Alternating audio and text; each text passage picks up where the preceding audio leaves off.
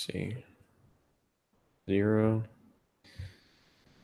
Wow, people must hate us. We have 0 viewers. What is wrong with people? It's Wednesday.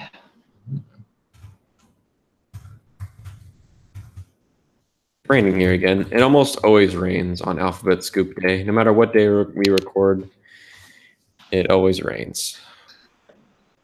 Texas weather. It doesn't rain that often here, but like, you know, it I don't know. I don't know what it is. It always rains when we record. It's just like the universe does not want us to do this podcast. Did you tweet? Yes. No, I did. Cool. Make sure that the video is actually public. It is. We have 16 people. Hello, 16 people. We're live.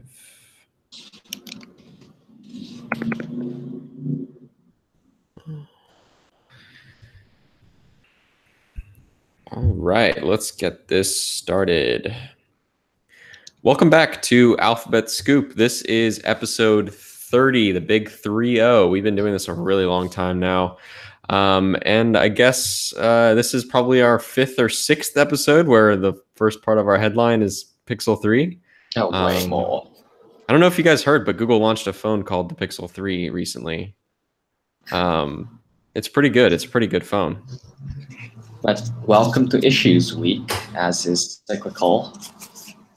Yeah, so every year with every phone, there's issues, and the last couple of years have not been any exception for the Pixel line, especially last year. Last year was probably, I don't know, it was both fun and just depressing to cover all of the problems that the Pixel 2, especially the XL, had. I think we did like 5 to 10 articles about the screen itself. And thankfully, it looks like that's not the case this year. It looks like the Pixels generally don't seem to have any major flaws. But that doesn't stop people from picking them apart, which people have. So I guess we can take a deep dive into that first this week.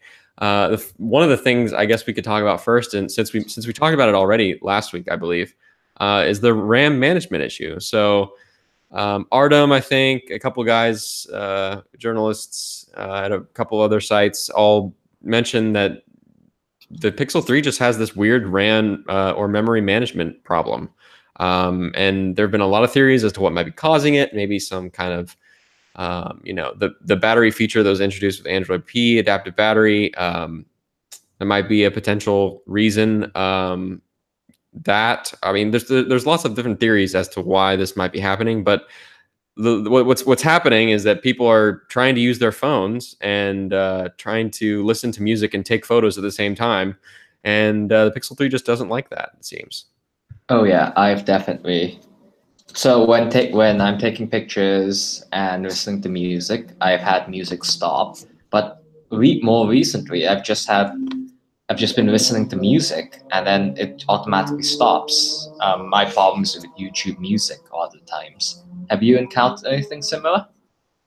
I mean, yes. I mean, it's happened once. So there was one point where I was listening to Spotify and I went to the camera app and took a photo and it stopped. But I have to say that, I mean, I'm not apologizing for this because I think that it's a problem, and I think especially since the Pixel 2 XL doesn't seem to share this issue, shows that this is a Pixel 3 problem. Especially since they both have 4 gigs of RAM. It doesn't seem like this is a 4 gigs of RAM problem, which is basically, I think, the conclusion that a lot of people were jumping to.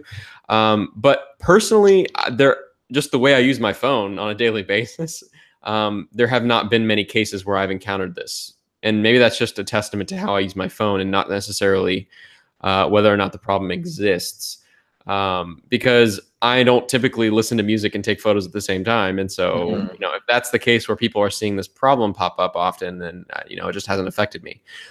So I guess for me as a normal user of the phone, I can't.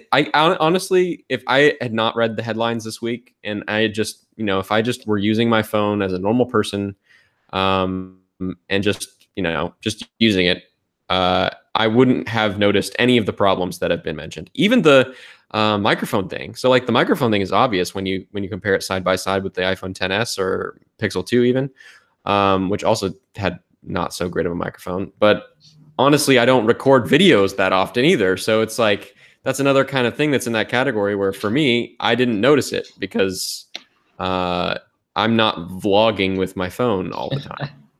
But vlogging is a very valid use case for many people increasingly. Absolutely. Honestly, it's the audience that Google wants to attract. It's the Absolutely. creative types, the influencers, and they'll notice it and they'll be vocal about it. Yeah. So I mean, I'm not saying that any of these things are not problems. I think it's our job to bring as many of these minor issues to Google's attention as possible. And but I'm just so glad that this year it seems like these things are minor, and even the things that are not so minor, like I don't know. Bugs. It's bugs rather than bugs. systemic issues with the display panel that Google chose and cannot be replaced for the hundreds and thousands of people who bought them. So it's software. Or quality control problems where phones are coming out of the factory defective, like that. Yeah. That's a whole other thing. The microphone thing is software. The RAM management thing is software. What other issues did we have? Let's see, fast charging thing. We can get into that in a minute. But a lot of these things are software fixable, and none of that. It obviously doesn't guarantee that Google will fix every single thing the way we would want them to fix them, because there's sometimes things where, for instance, in the microphone issue, it's like I don't think Google was being. I think Google was being disingenuous in saying that this is, that the microphone was tuned to be this way. I don't think that's necessarily. Oh, the speakers. Yeah. I forgot. The speakers. Yeah, I don't think the speakers are going to be changed. I think that's another thing. I feel like some of these things Google is like, yeah, we knew about this when we were producing or working on the phone, and we're just owning it. We're owning it, and we're trying to make it as good as possible. But we've done our best, and I think the speakers is probably one of those things. I don't think that they're going to change the way that these drivers or these speakers are outputting audio. On the microphone thing, that does seem like something they would fix, but I think it's definitely one of those cases where it's like, for those that aren't aware, the microphone on the back of the Pixel 3 or top of the Pixel 3 is it just sounds like it's coming through a tin can. Basically, it sounds terrible. And it basically just loses all the low. It seems like they're just stripping out. Like Google's explanation was they're stripping out background or trying to strip out background noise, but it just results in this sound that sounds terrible, and just tinny. And yeah, so that's the kind of thing that I think Google is going to say, yeah, that was on purpose. We totally did that on purpose. That was a tuning thing. And then in a couple weeks, when Android 8.1 or whatever. The gel, whatever the next version is, it'll be like quietly fixed, and we'll never hear about it or talk about it ever again. Yeah, we're expecting a security update in 2 weeks, so I'm sure they'll start tackling those issues very quickly. Yeah. I mean, I think that none of the issues, and this couldn't have been said last year, none of the issues are something that I would say it's a deal breaker. Right, like makes me reconsider my conclusion from the review, which was buy the phone, or at least put qualifiers on it. None, it's not like, yeah, the Pixel 3 is a great phone, except you're always going to have these weird RAM problems. It's like, I think this is something that Google's going to work out, and it's going to be fine. So I would not I've gotten emails actually for the last couple of weeks. I've been getting emails like, hey, I've been seeing all these issues like about Pixel 3, all these things people are talking about. It bothers me, concerns me, should I not buy the phone? And my answer to that is, you absolutely should buy the phone, because I don't think any of these problems are going to be problems in the long run. Although they do deserve to be brought to light right now.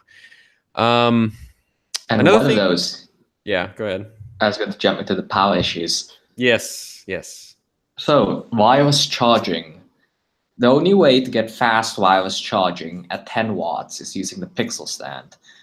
Google is using a proprietary standard, Handshake, that requires special hardware in order to have the Pixel 3 charge at the highest speeds and capacity. And for many people with existing 10-watt and above chargers, this is a great pain. Yeah. For those that don't know, Qi as a standard does support, more than 5 watts. It exists. But in Google's case, the Pixel Stand is charging at 10 watts via a proprietary protocol or technology of some sort. That's not Qi, or it's like built on top of Qi. At least that's the understanding that I got from something that Ron tweeted yesterday. But yeah, but the problem on the consumer side of things is that it is, you have to buy the $80 charger if you want to charge at the full speed, and it seems like an arbitrary limitation. In fairness, Google is opening up this proprietary technology. Belkin is making a $60 wireless charger, but again, it's $60. And the optics don't look good at all. So I have this Samsung fast charger, and when I put my Pixel 3 on it, it says charging rapidly. It appears whatever wireless charger you put your Pixel 3 on, it'll say charging rapidly, and it's very the verbiage is not necessarily reflective of what's actually happening. And it's been that the whole verbiage of charging rapidly, I don't know, that's not exactly had the best track record of accurately portraying what's actually happening. I think I'm not exactly sure what the what the tiers of what determines that notification to be triggered versus just charging. But even with wired chargers, it was weird some cases where it was like, at least in my experience, where it was like, it should definitely be charging at full capacity, and it's not showing charging rapidly. And then you plug it into the first party Pixel USB-C adapter or charger, and it would say charging rapid. So you're right. Like, there's not like much consistency there, and that's probably misleading because it makes people think that using any charger is charging just as fast as a Pixel Stand would. Maybe they should change the thing for Pixel Stand to charging super rapidly or something. Another premium. But yeah, I don't know. It's frustrating and annoying, and Qi in spirit should be an open standard, and that should be that. I'm okay with the proprietary aspect of the Pixel Stand features, though. When it comes to the software side of things, I think it's okay. It doesn't really bother me that you can only access this Pixel Stand UI on the ambient display unless you have the hardware. But I mean, I don't know, Pixel Stand in general is like, it's cool, and I really like the photo frame aspect of things. But it's kind of hard to recommend. I only barely touched on it in my first review, and I'm going to do a standalone separate review for the Pixel Stand. But the more I think about it, it's really hard to recommend at $80. For the reason of, the software features that you get are, not necessarily, they don't have to be exclusive. They are, but they don't have to be. And I mean, there's plenty of chargers that give you 5-watt charging for $20. So I don't know. It's a tough one. I would hope that this might be another thing that Google, I don't know. We'll see how this ends up, but I don't think that this is the kind of thing that Google can just push a software update and be like, oops. Mm-hmm. So it looks like we're stuck with the situation where it's like, yeah, $20, you can get a normal wireless charger at 5 watts, or you can spend $80 and get the Pixel Stand, which does 10 watts, and you can get these assistant features and the photo frame thing. Yeah, it's a hard sell for me. That's preview on my review is, I don't know if this is a really good buy for most people. With the exception of people who are getting $50 back on Google Store for pre-ordering the Pixel 3, if you got that $50 and Pixel Stand for $30, that's a steal. But I think the Pixel Stand should be $30 for everyone. Oh yeah. It should have been a pre-order gift, honestly. I don't know why the Google Yeah, it Store was did with not. some carriers. Yeah, $50. Um, So what other issues were there? that's mostly it. There's the Verizon Google Pixel 3 was SIM locked briefly, but I Yeah. think the Yeah. outcry caused Verizon and Google or some match of those to collect it. But yeah, that's mostly the issues. For now, I'm sure as more and more people start to get their units, we'll definitely hear some issues and we'll definitely cover these issues. Absolutely. And if there are any issues that you're having with your phone, be sure to let us know in the comments on YouTube here or over at 9to5 Google. We'll be sure to look into anything that anyone brings up. Another interesting thing is yeah, just today, actually, Droid Life did a poll asking, what issues are you having with your Pixel 3? And like almost every comment was like, none, none, none. It's fine. It's cool. We're good. Like Pixel 3 is fine. And I mean, that's my experience too. I think a lot of these things are going to affect specific use cases for specific subsections of people who would buy the phone, and even then, they're temporary. So I think that pretty much sums up Pixel 3 issues, and I'm very glad that that's the conclusion this year. It's good news for Google, and it's good news for next year too. Hopefully. Another thing on Pixel 3 this week was Night Sight. So XDA, was it a modded APK of the camera app? Was that? Yep. Modded Yeah, APK. so a modded APK of the camera app, and they managed to enable Night Sight somehow. So they pushed that out, and it's crazy. It is. I think you mentioned it, but Google should really provide a technical explanation of how they're leveraging machine learning to do this, because that would make an interesting read. Yeah, for sure. What's up? Be sure to check out our photos. Our colleague Ben took some comparison shots before and after with Flash, and they are really impressive. Yeah, like you said, I'm really interested to see where, like, what the technology is, or what it is exactly that Google's doing with this. Interestingly, one thing to note is that it's not limited to the visual core. So there's nothing that's happening with the hardware in the Pixel 3 that makes Night Sight possible. It looks like this modded camera app works just as well on the Pixel 1, Pixel 2, and Pixel 3. And officially, it's coming to all those devices, the Pixel 1 and the Pixel 2.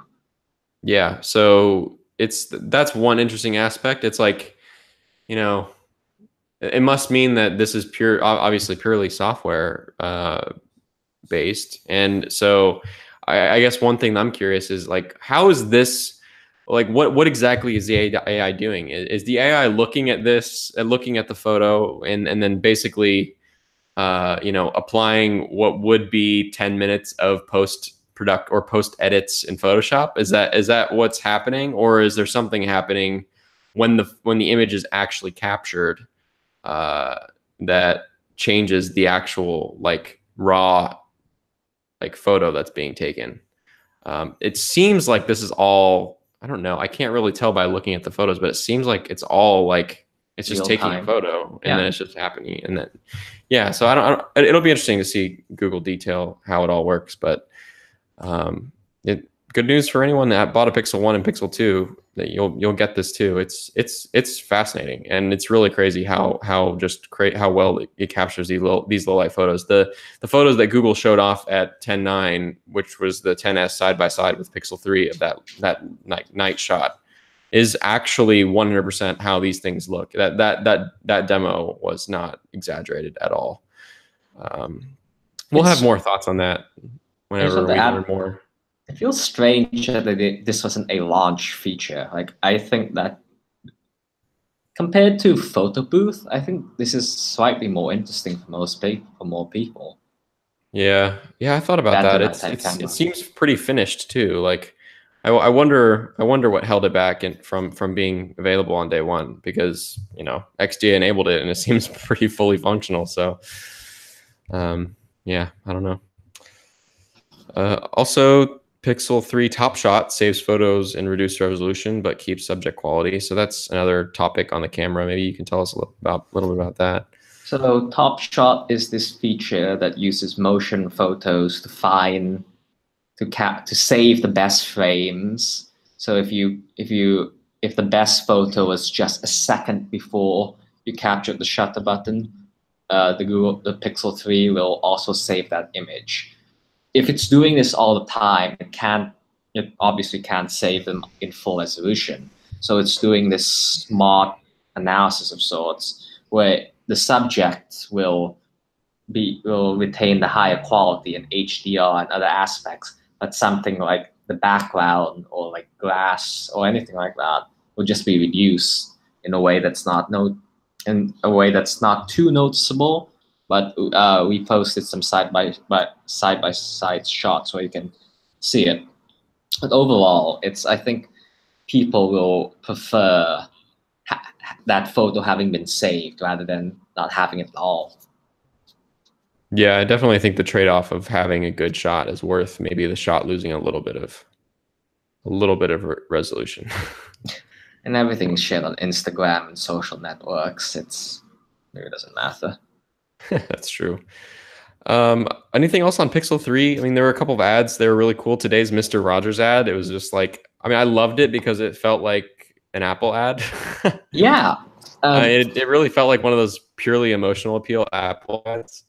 And it wasn't too heavy on the actual product. It wasn't like feature after feature after feature. It just focused on Google Lens. It barely touched on the camera. And this focused approach is nice. It works. It's human.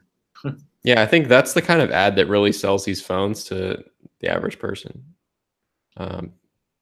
Yeah, I mean, my wife, like, she's like, every time she sees these Pixel 3 ads, like, you know, we've been watching Hulu or whatever every night, and we have ad-supported Hulu, and we'll see, like, because we live in a home that we Google things about Google all the time, it's targeting me, I'm sure.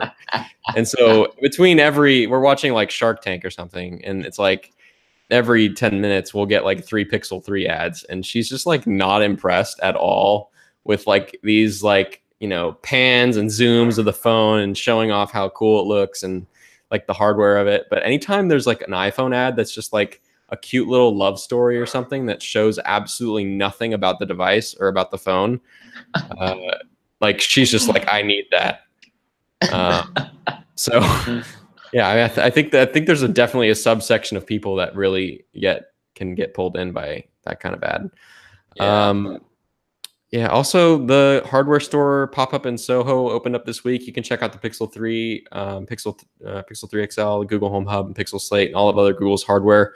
I've heard that they're only selling the phone on Verizon at these stores, which is so silly. Like, if you want to buy a phone at the Google store, you cannot buy it outside of Verizon. So what's funny with these ads are how like the Verizon's ads say exclusively on Verizon, right?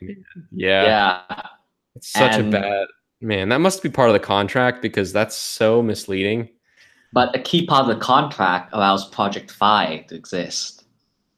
Yeah. So it's not really it's not even one, it's not true because you can use it on any carrier. 2, it's not true because it's literally sold through Project Fi. That either says a lot about Project Fi or Verizon. But yeah. All right, well, I guess we can talk about the Google Home Hub now, which last week was Pixel 3 review embargoes, and this week was Google Home Hub review embargoes. I can say pretty confidently that next Monday will not be Pixel Slate embargoes, so don't get your hopes up on that, but do expect that in the coming weeks. You have your weekends free again for a few weeks. Yes, I was pretty slammed the last 2 weekends because I'm not a video guy. Like a lot of people noticed, and a lot of people commented, like, "Man, you really need to work on your video editing skills." And yes, I do. I know. Like, I hear you. I absolutely know that my videos are not great from a production standpoint. But that's what I've been doing the last couple weekends because every year around this time I try to push myself to do a few videos. Just because, you know, I'm slowly year over year building those skills out. But yeah, last couple weekends ago, I spent the whole weekend on Pixel 3. This past weekend, I was working on Home Hub. And my review, I mean, I don't really know what to say about Google Home Hub because it's so cheap. When you get to a certain price point, it's there's no risk in recommending or even buying one. Yeah, it's just, this is in the category of insta buy to me, I Yeah. think. Just the same way Google Home Mini was, and just the same way Chromecast is. It's another Google hardware product that's like, there's no way not to recommend this. I wasn't smart enough to think of this, but I loved The Verge's angle on the review, which was like, this is the best digital photo frame Mm. that you can buy, period. I actually didn't really focus that much on the digital photo frame aspect of the Google Home Hub because for me, I mean, I was just, you know, maybe not thinking about that, but for me, it's not a super huge selling point for me. You know, having the photo frame is nice. And I like the Pixel Stand photo frame. So I'm not anti photo frame, but I just didn't think about that as like being a really big selling point of this device for most people. And I completely agree. Like, it wasn't that long ago. I don't know if you remember, but you would go into Walmart and buy a digital photo frame for like $100, and it was like a crappy piece of plastic with a little 5x7 LCD, and you had to plug your USB stick into it, and it would just circulate between 30 photos, and you paid $100 for that. And grandmas across the country bought them in mass. Uh, Grandma plugging in the USB port. That's a fun image. well, grandkids plugging it in for grandma. Indeed. When they give them the gift of the digital photo frame. But yeah, I completely agree with that. It's like the best photo frame you can buy, and it's only $150, so it's not that far off from, you know, just buying a crappy photo frame. And on top of that, it's Google Home, and it does all the Google Home things, and the kitchen use cases are so you know, wide reaching, and the bedroom use cases, it's like it's awesome. Like, everything about it is Google Home but better, I think. I guess there's one thing that Google Home Hub is not better than the rest of Google Home's at, and that's the audio output, which is a big deal for Google Home because, you know, Google Home Max is all about music. It's all about making the best speaker possible. Google's been just taking Google Home, like the platform, and trying different things. The original was like the kitchen Google Home, which is good for everything. It's the all-around Google Home. I have one in my bathroom right now, and I use it every time I take a shower to listen to music. You know, I've got Google Home Minis in every room, and you know, the Google Home was that. It was the everyman's Google Home, I guess, and it was priced right, 129. It still is 129, by the way, which we talked about a couple weeks ago. You know, it's great. Google Home Mini was, we need to take this exact product and make it as cheap as possible, and also make it, you know, not be ugly and not, you know, have a terrible speaker. Speaker's pretty bad, but it's not unusable. And then Home Max was, take the same platform and put it on the best speaker possible, and who cares about the price? Price ended up being $400, which it still is. And the Home Hub, I think, is Google Home, the original Google Home, but better in every way except speakers. I would say it's up there. It's better than Home Mini, but not as good as the regular Google Home. But in terms of using the home for what you use a home for, which is timers, you know, listening to music, except for the speakers, you know, they're great, but you know, they're not amazing. They're usable. You know, a lot of those basic everyday use cases. I mean, timers, man, like timers are 90% of my Google Home usage. I don't know about you, but it's like in the kitchen, and I'm setting timers 5 times a day because I'm cooking all the time. Maybe I cook more than the average person, but you know, I set a lot of timers on that thing. And having the visual, you know, the visual supplement to what Google Home used to do for me is great to have. So Yeah, so I've gotten my unit, my personal unit, and I love the clock. I just love the having a gigantic clock. It it's replacing my Sony whatever thing, digital alarm clock, and having a big screen and having it double as a remote for casting is super awesome. yeah, do you use it in your bedroom? Living room, but Okay. I'm thinking about moving it to a bedroom because the screen is fantastic. It can get the low light, the ambient EQ sensor is really good at just faintly displaying text in a way that's not disturbing compared to, again, like standard alarm clocks. So the resolution is like 1024 by 6 something, but this is one, it's 6 inches, two, you're viewing it from far away, but three, what Google is doing to adjust to any source of lighting in terms of color, it's brilliant. Yeah. Yeah. I agree. I think the display is really gorgeous. And that's why one of the things, that's why I mentioned the photo frame, digital photo frame thing. It's like it's perfect for that.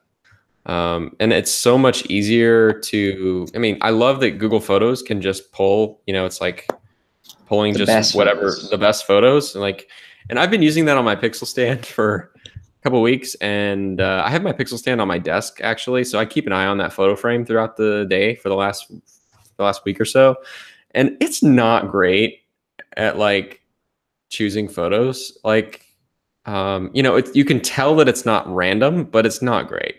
Mm. It's like picking up like random selfies from like a year ago, in some cases, like, or, and like not even good selfies. It was like I bought the iPhone 10 and I was testing out like the portrait mode or whatever, and it's like showing selfies of me just like testing that out, which is like, no, I don't care about that photo at Yeah. all anymore. So the algorithm needs to learn how to filter out iPhone 10 demo photos. uh, I so guess, it's not perfect, yeah. but I guess in regards to the photo frame aspect, so we were talking about how people put photos on a USB stick and do it manually.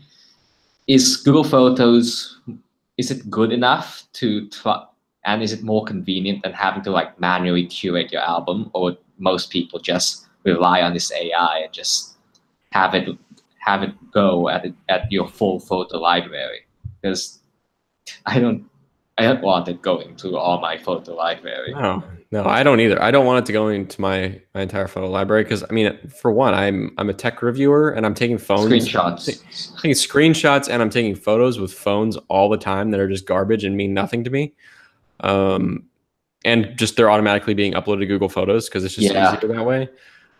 So for me, it makes no sense. And that's probably part of why maybe my experience with the photo frame on both the Google Home Hub and the Pixel stand is just not great because there's tons of stuff in my photos library that is just completely irrelevant. But I think for maybe most people, I mean, I've noticed this, and when I've like looked at other people's phones and like scrolled through their photos or whatever, even my wife, I look through her photo library, and it's much more curated and like, or naturally not curated, but like she's like much better about like deleting the garbage and like Really? Ooh, I didn't do that. and yeah, like deleting the garbage and also just not taking crappy photos in the first place. Like Hmm. she's much more selective about what photos she'll take, whereas I'm just like taking my phone out and just like snapping stuff all the Yeah. time carelessly. And it's like maybe 1 out of 10 will be good, but it's okay if there's 9 that are crap. And That's my wife, she's huh. more tactful, I should say, with taking photos in general, and so her library is a lot less terrible than mine. And so, yeah, I think there probably are people out there that probably have half decent libraries on Google Photos that, just using the AI to pick randomly, or not so randomly, but, intelligently, pick from the library might actually be not bad. And even for me, it's not terrible. I mean, even right now, I'm looking at it right now, and it's got a photo of my dog, and the last one was a photo of me and my wife on a recent trip we took. So, it does okay. But I do think that the ability to choose a manually created album Yeah. is probably better for a lot of people, especially for me. Yeah, so that's my thoughts on that. I don't know. Is there anything else on Google Home that anyone has questions about that maybe you can just quickly ask in the chat on YouTube that maybe I can touch on before we move on? Because I feel like there's just, I don't know, I really like the Google Home, and I think it's like honestly the best product that Google launched this year. Yeah. And I think most people are buying it during the holidays. I don't think they're buying it now. A phone is an instant purchase, but I think most people are waiting to get smart displays. Yeah, it's just such a no-brainer purchase, and it's so good. Someone said the mic. So go ahead. What's up? I was going to say the bezel bothers me. I can't get over it. Oh yes, the white bezel on the black. Yeah, charcoal. I have the same unit. No good. That was the one that Google sent to most of the reviewers. It looked like. Just odd. Color ones work so much better. That's like the worst one. Like, why would you? Maybe it was just the one they had the most abundance of. I don't know. But okay, so that actually, this is a thought that I did have that I should note that I had mentioned in the review. I think the black is gross. The black and white, I mean, like the black with white display is just like not attractive. But I will say that in my week or so with it before I wrote, or less than a week, I actually only had the Home Hub for 4 days before I had to publish my review and video. But in those 4 days, what I noticed was the Home Mini was one, very small, like it's smaller than you think.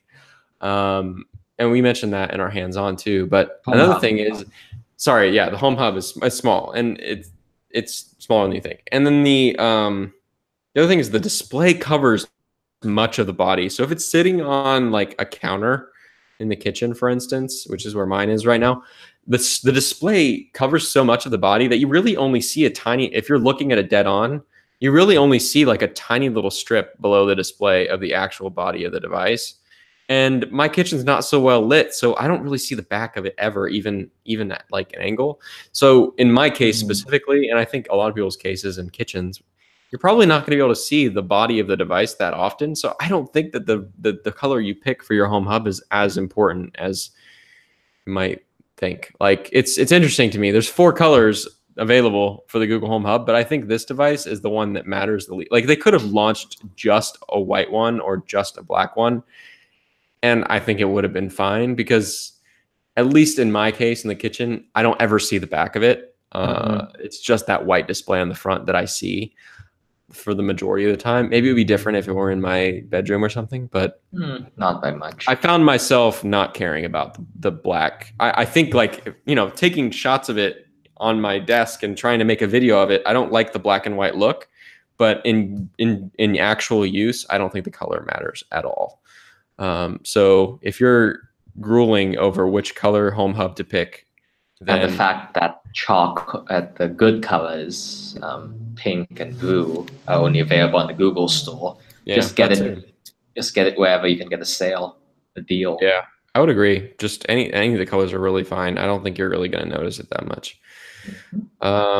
So yeah, I don't think there's anything else to talk about on Google Home Hub I can think of. I probably will think of things as soon as this podcast ends that I wanted to touch on. I haven't really used it for video at all. I haven't like watched any YouTube videos on it, or like, I don't know. That's just not something I've done. I also have not casted anything to it yet in my normal usage. Like I've not a single time have I been in the kitchen and like intentionally casted a video to it. I've cast music to it, obviously, but I've casted video. It feels weird to like cast something from your 5.5-inch phone to a 6-inch phone. The 6 inches right. Yeah, that's a good point. I didn't think about that. The display is not that much bigger than your average phone nowadays. It supports closed captioning. That's nice.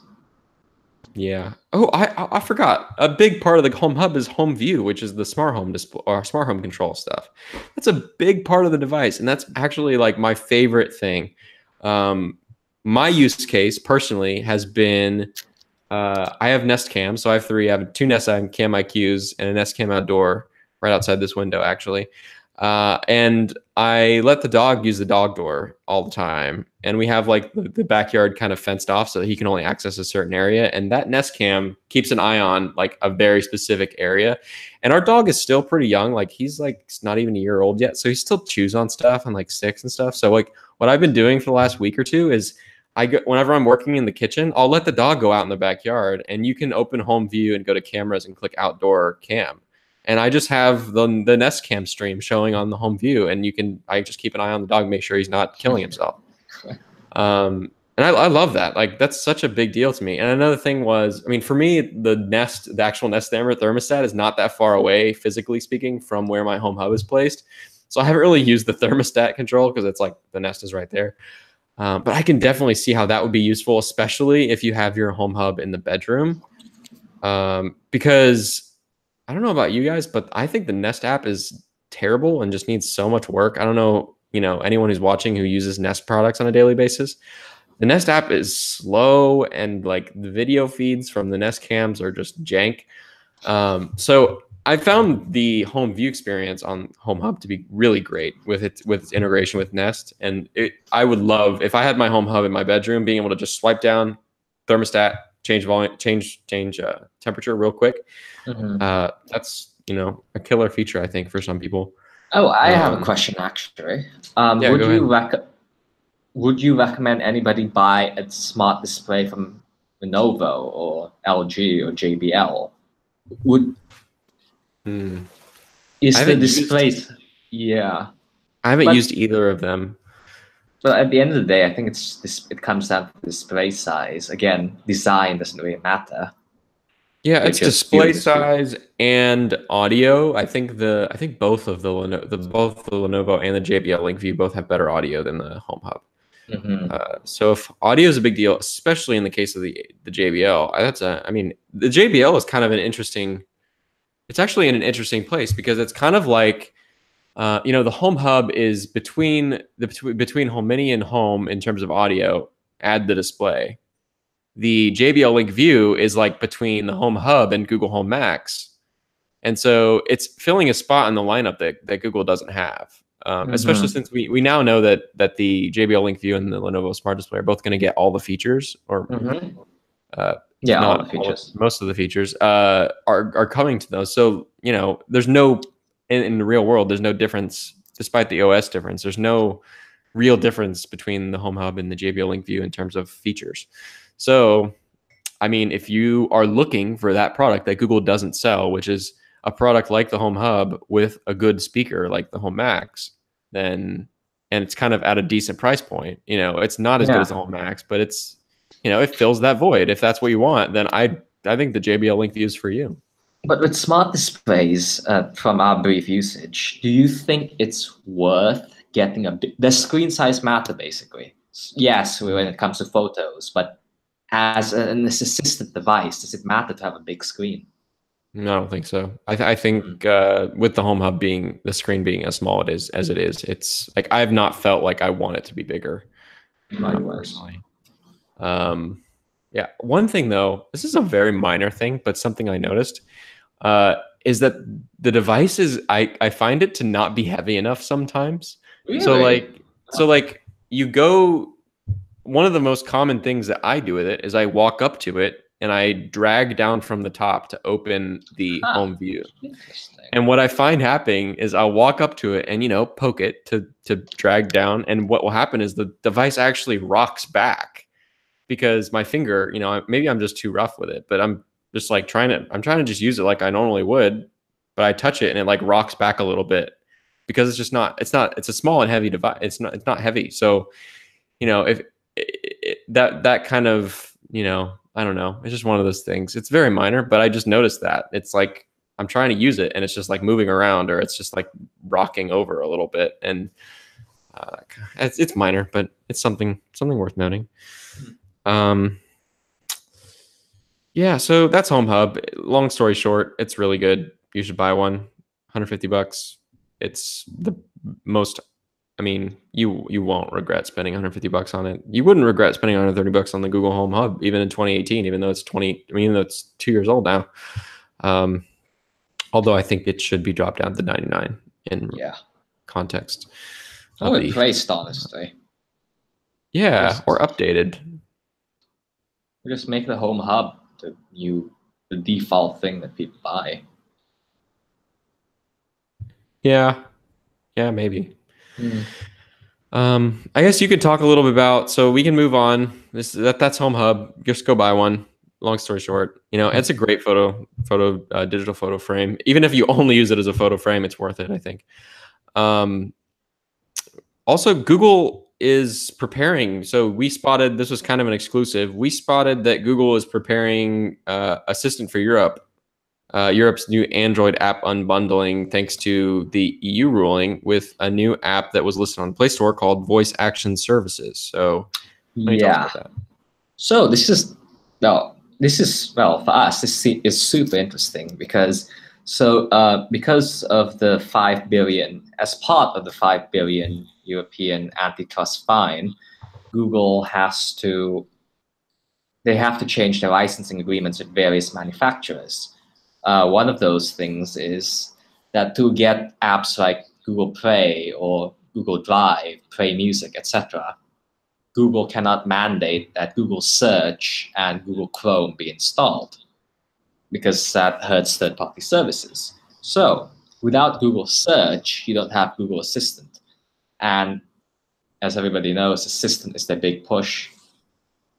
So there's no Google Assistant in traditional sense, but the company is still offering basic voice control so that you can say like send a text message, make a calendar event, etc., etc. And it's called Voice Action Services. It looks identical to Assistant, but it's just it's everything without the ability to make a web search, which makes sense since Google the European Union doesn't want Google search on there.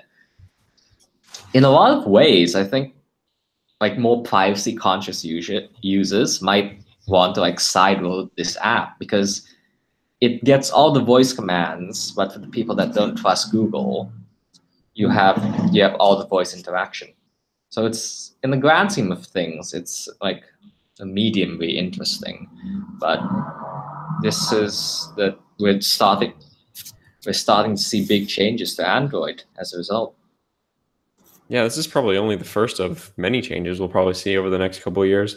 Do you know if you mentioned that it might be attractive for people that want to have or maintain greater privacy and still be Android users? Which, if you're really obsessed with privacy at a super strict level, then just don't use Android. Yeah. But I think do we know that this app doesn't track like Google keeps a history of all of your interactions with Google Assistant. Do we know whether or not it actually keeps a history, or it keeps a history? According to we were able to tear down the app, and it still asks for your activity during the setup process. It still asks for all those things to be useful. But I guess the privacy angle is more from not having Google search for the people that don't trust all those cataloging. Right. Your research terms, the broader web. But yeah, that's what I meant by privacy angle. For sure. But I guess the question is, do we expect like Samsung to like release a Amazon Fire phone in like the next few months because of this new freedom? Or do they start selling phones that only have the Galaxy App Store? Or is everybody going to play nice? Yeah, it's a good question. Speaking of Amazon, I love the thought experiment of thinking about, whether or not it would be good for them to buy Essential. we were talking about that this week, and man, in so many ways, it seems like it makes so much sense. I don't think the culture doesn't fit. I don't think Andy Rubin's culture fits in Amazon. Yeah, probably not. But yeah, going back to what you were saying, it is really interesting. I mentioned this, last week when we were talking about this just bigger sea change. Maybe that was last week. Can't remember. Bigger sea change of what's going on with Android. It'll be interesting to see if Samsung, tries to push their own app store even more. And not just Samsung, but other OEMs. Are we going to see a lot of what's happening in China happen in Europe? And it seems like the answer is yes. It seems like what's going to happen is a lot of these companies are just going to have their own versions of a lot of things and we're going to see a lot of Google's apps and services just disappear from these phones. And that's interesting in the context of Google kind of directly competing with them because, with the Pixel, they're directly competing, but a lot of their partners have still, in Europe at least, still had the entire suite of Google apps. Yeah. And that might change. It's going to be interesting from our perspective as like journalists and reviewers. It's like when we're reviewing phones for Europe now, it's going to be like it's going to be a point on the review to be like, this doesn't come with Google apps in some cases. When it happens, yeah. If it happens. Right. It's good, yeah, but for the consumer, is it going to be confusing? That's like a really big question moving forward. Google previously was able to enforce what they call compatibility agreements, which means that you can't fork Android if you're using Google services.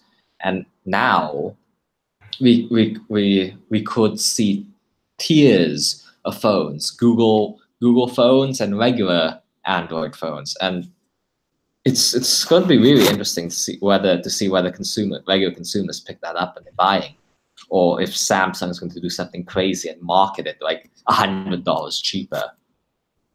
Yeah. Attract people. Yeah, I do think that one thing about normal users is that they tend to use whatever apps are pre-installed on their phones. Yes. Oh yeah, they do. Like the average person is not going to buy a Samsung phone that comes with a default email app that's not Gmail and then go to the Play Store and download Gmail. They're just going to use whatever app is on the phone and log into it with their Gmail account. I think Google's bigger concern is Chrome. Yeah. We could see a resurgence of mobile browsers. I know Firefox is doing a lot of privacy-focused stuff. I think Opera is still around. We could see Microsoft Edge, Windows, whatever it's called, try to like market its way in with deals. So this is going to be a real interesting time for Google's core businesses. Yeah, more competition is good in that. I mean, I think that, Chrome can only be pushed to be better. Make people want to go out of their way to install Chrome on their phones. Yeah, like that's only a good thing for end users. Yeah, like when Chrome on Windows came out, there was like Chrome was the upstart, and now we could see that happen all over again. And like you said, it's exciting. Yeah. All right. Well, we're kind of nearing our 1 hour. What other stories did you feel were notable this week besides those three big things? Another weird advertising thing was Google doing a Chromebooks promotion with Game of Thrones. That was very cringy. I have absolutely zero thoughts on that because I've never watched a single episode of Game of Thrones. You ain't missing much. It's just a controversial statement. And just today, as Tim Cook gave his privacy keynote in Brussels, yes, Google made it easier to control and delete your data on all its apps, but it's starting with Google Search. In the nav drawer of every single Google app, every single major Google app, you'll be able to delete like search terms or like navigation requests or whatnot in the future. And that privacy shift is starting to happen. Yeah, there's no way that was a coincidence. No way. The timing of that. I wonder if Google enabled, if Google allowed users to just check a box to just be not tracked at all, I wonder what percentage of users would go out of their way to find that setting and enable it. The key is out of the way.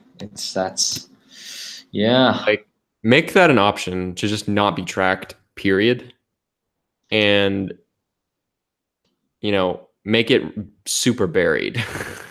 I guess. So that most people will never find it, but anyone who's like really obsessive about wanting their privacy can just check it. And checking it also means you lose XYZ feature. Like that would be, it's like you'd be giving up functionality.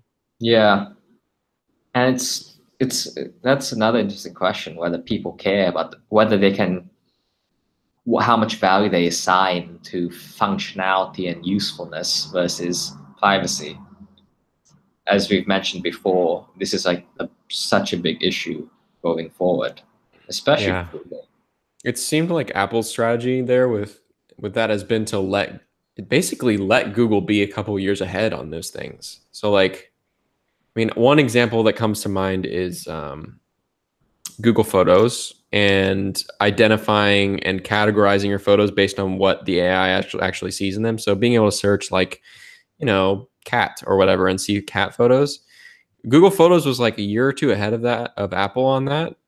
And they did all of that computation in the cloud. So you had to upload your photos to Google Photos for that to happen. Mm-hmm. It was server side. And then, Apple was like way behind, and Google Photos I think Google Photos did an amazing job of really picking up lots of fresh new Google users because it was just so far ahead of the competition and it made so much sense for a lot of people and such a great product. Props to the whole Google Photos team. It's like one of Google's best products ever, in my opinion. But like, Apple 2 years later managed to do the same exact thing, but on device, and completely preserving privacy. And so, that's just one example, but it seems like they're letting, and I mean, a lot of the computational photography stuff too, like that's not necessarily a privacy implication, I don't think. But Apple's also a year or two behind on that. So I can't tell. Sometimes I can't tell if Apple's like actually behind on AI or if they are just super hardline about not doing any AI related things that are going to have privacy implications and just like being okay that Google gets such a lead on those things. Like, I mean, Siri is another example where it's like Siri will probably eventually catch up with Google Assistant. Yeah. Without, while still maintaining Apple's hardline, on privacy. It's hard. It's hard to determine, what features really require giving up privacy and which ones don't. I don't know. It just seems like Apple's always a year or two behind, and they eventually catch up, but they just do it in a way that doesn't, have privacy implications. Taking a look at Google Photos, and voice assistants, iOS and Android. So Google Photos, there's so many iOS users that, to get Google Photos, you have to consciously download it, and that's a thing that's happening and it's actively happening. Google's advertising about it's like Google Chrome. Photos. Yeah, definitely. But then there's Google Assistant, which is a standalone iOS app that it's not a hit or anything like that. And is that a reflection of people not really caring about assistance yet or enough?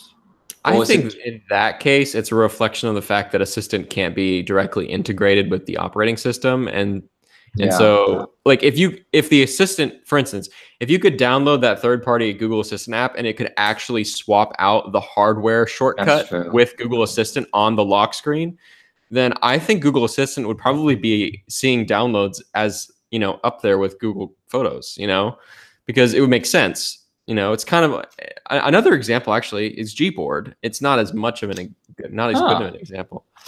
But I think Gboard actually does pretty well because you can actually swap it out as the default. And the big thing that Gboard brings is, obviously the googly stuff, but also swiping on the keyboard. And I think Google's approach with Gboard is actually fascinating because they basically copied the iOS keyboard.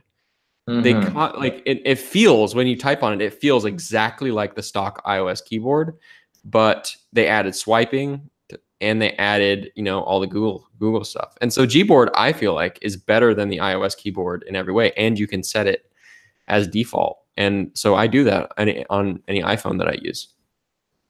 Gboard as a way to get Assistant in front of users is very interesting. Imagine if they start doing like reminders in a suggestion strip from Assistant. That's a promising way to investigate. But Gboard's a good point. People are, when they can, which is a whole broad discussion about Apple opening up iOS to third-party apps and setting defaults. When they can, they will switch, like Photos and Gboard, and other times they just don't. Yeah. All right. Well, I think that pretty much. I don't think there's that much more that happened this week. And in terms of the amount of news, it was a big week. But in terms of the amount of noteworthy talking points, there weren't that many big things. But yeah, one thing before we wrap up the show, I wanted to touch on a little bit of housekeeping.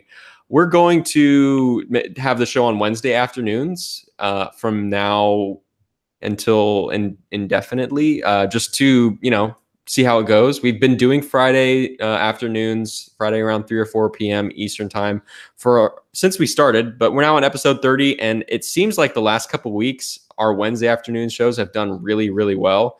On top of that, it's just really nice doing this in the middle of the work week and not having to worry about doing the post edits and stuff and uploading everything on a Saturday morning and yada, yada, yada. So we're going to just try this out and see how it goes. We really appreciate any feedback anyone has on when we should be doing the show, the format of the show, the time of the show. Just let us know. Just send us feedback. Send us female. I'm at Steven at 9to5mac.com. Abner's Abner at 9to5mac.com. Not complicated.